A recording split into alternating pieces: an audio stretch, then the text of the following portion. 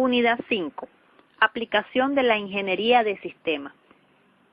Recordemos que esta es la última unidad de la asignatura 327, Introducción a la Ingeniería de Sistemas. Es sumamente importante conocerla, al igual que todas las anteriores, porque ella nos ayudará y nos orientará a constituir el trabajo práctico, que ya está en la página de Ciberesquina. En esta podemos ver varios puntos de suma importancia, como ya dije anteriormente. Podemos encontrar los criterios de selección, los diagramas, muchos factores como el dinero, el costo, el tiempo, consideraciones éticas, varios diagramas, método científico, sus pasos y sobre todo la definición del problema.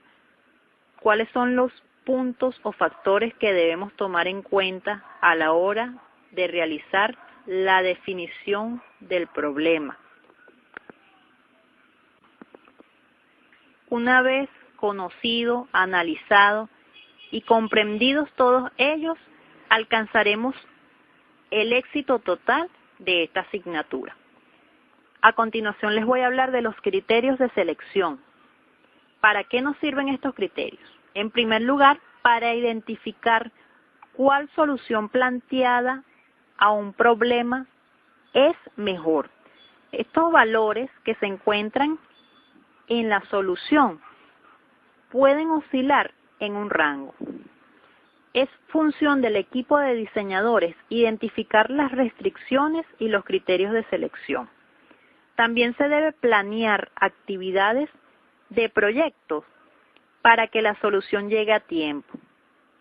Recordemos que tanto el tiempo como el factor económico tiene un límite. Se deben minimizar los costos sociales, monetarios, entre otros. Para evitar pérdidas de tiempo, hay que analizar el proyecto y dividirlos en actividades.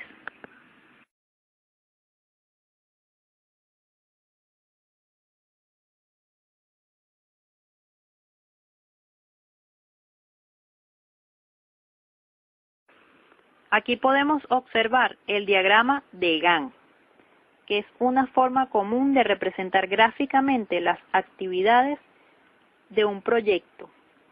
En este diagrama podemos notar dos dimensiones.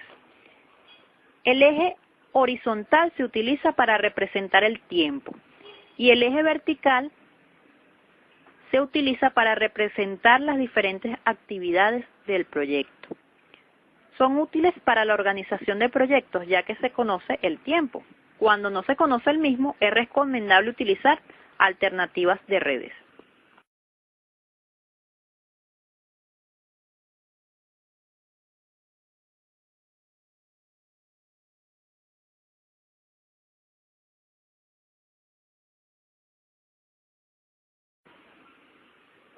Otro factor a tomar en consideración es el dinero, el cual sirve de intermediario en la realización de los negocios de la empresa.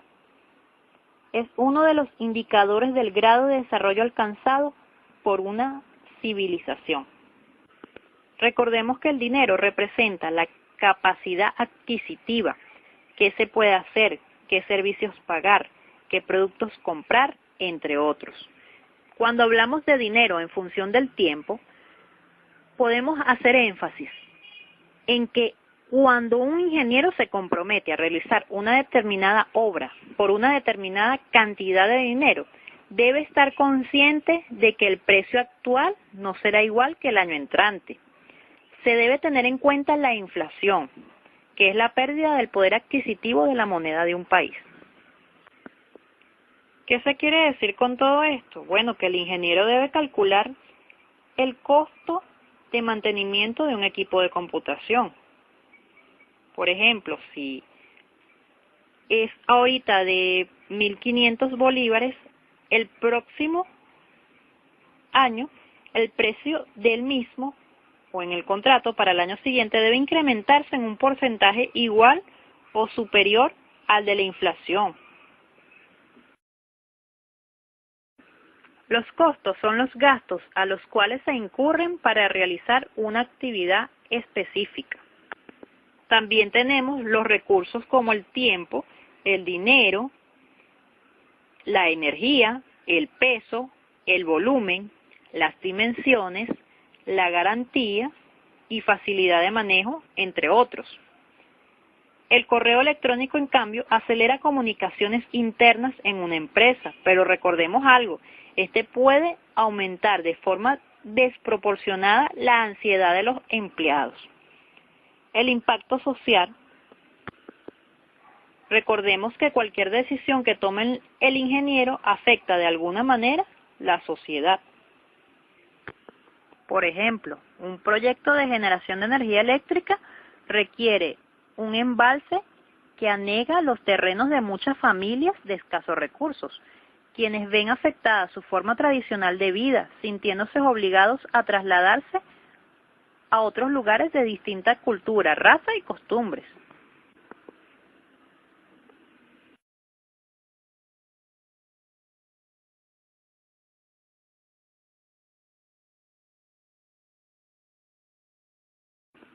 Consideraciones éticas.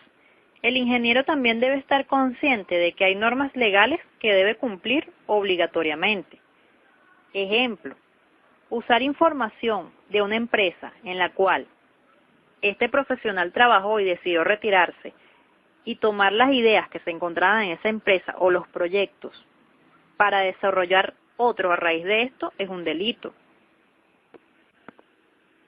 Así como también usar una licencia en varios equipos va en contra de las normas de la explotación de software. Usar desarrollos protegidos por patentes sin pagar los derechos correspondientes es no solamente un acto inapropiado, sino que éste se encuentra penalizado por la ley. Por otro lado, en la seguridad del diseño, habla sobre los riesgos que el ingeniero contempla en el mismo, así como la facilidad de manejo o amabilidad del producto. En cuanto a la facilidad del mantenimiento, hay que tomar en cuenta muchos factores. Entre ellos podemos mencionar la optimización de tiempo, encontrando la solución que vuelva máxima o mínima una función que relaciona criterios establecidos de los sistemas.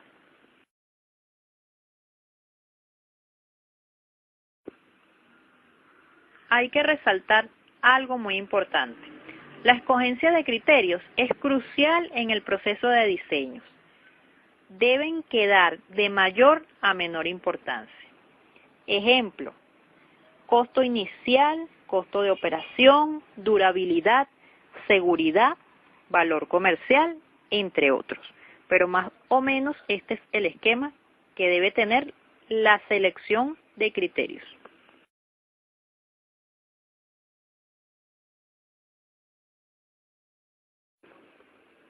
Pasos del método científico. El primer paso es la identificación de una anomalía para hallar las causas de los errores en programas, reportando los efectos indeseables observados para luego analizarlos. El segundo paso es la recolección de datos significativos. Se debe hacer un plan de trabajo para efectuar una búsqueda sistemática de la información requerida. Aquí es muy importante destacar que los ingenieros buscan como soluciones los problemas. El científico busca la explicación de los fenómenos. El objetivo final y el método empleado para alcanzar son distintos. Recolección de datos significativos.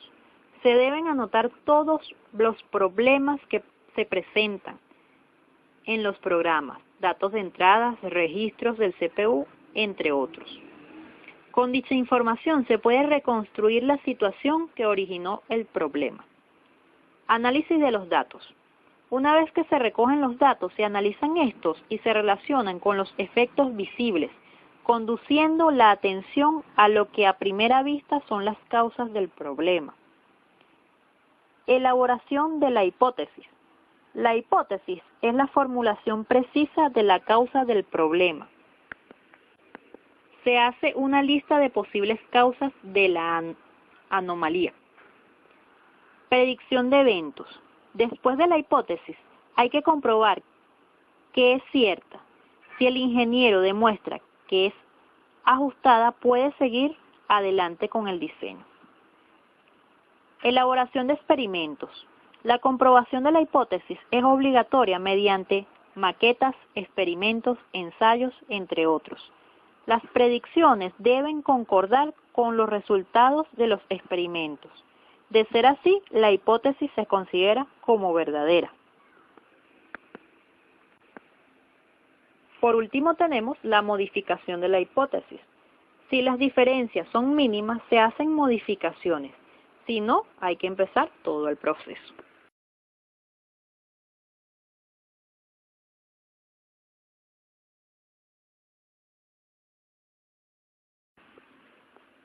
Definición del problema. El problema es toda aquella situación que se desconoce y tiene una situación actual a mejorar. No es aquello donde hay que aplicar una fórmula necesariamente y se desconozcan los datos.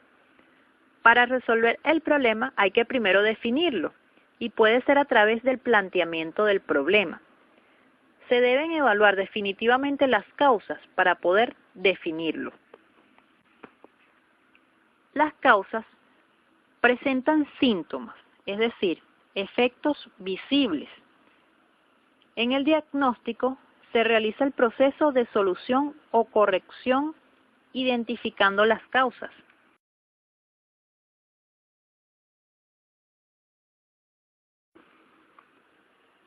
Para definir el problema se deben plantear los siguientes aspectos. En primer lugar, ¿qué se quiere hacer? Objeto en el que se desea precisar el verbo, es decir, la acción. Los objetivos o el objetivo a alcanzar. Las soluciones deben tener ciertas restricciones y los criterios de selección deben tener soluciones de mejor a peor. Características de las causas del problema. Se pueden originar en las personas que desarrollan una labor o servicio, así como los materiales que se usan para fabricar el mismo. Depende de las metodologías, reglas y prácticas utilizadas. El entorno influye en el proceso del desarrollo del producto o servicio. Generación de posibles soluciones.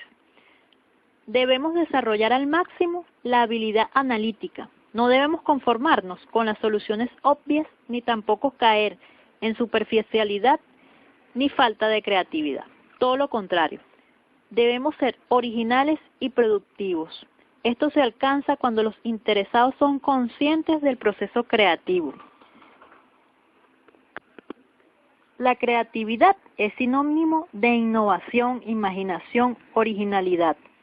Ser creativo es aquel que es capaz de generar con facilidad nuevas relaciones entre objetos ya existentes.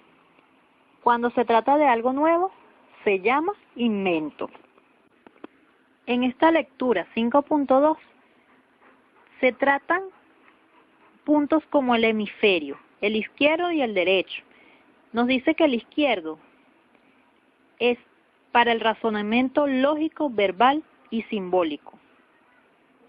Y el derecho nos habla del espacio y la holística. En el proceso creativo podemos distinguir que éste está estimulado por una necesidad. Se debe conocer del tema que se va a trabajar. Hay que darle escape a la mente y colocar la imaginación a volar. ¿Para qué? Para que se produzca la explosión de la creatividad. Entre sus obstáculos podemos encontrar los hábitos. No debemos descansar sobre lo seguro. Tampoco tener fijaciones. es decir, usar algo de una sola forma.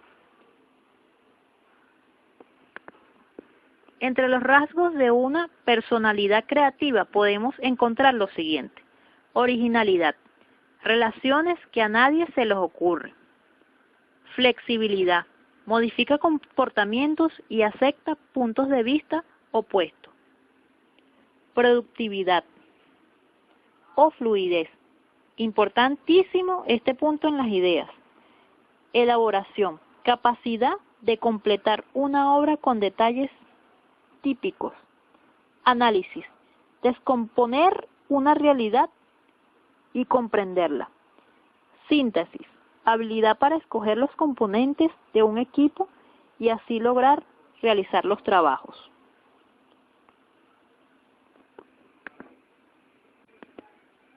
Serendipia, don para hallar cosas útiles por accidente. Y por último, aquí les dejo los siguientes tips.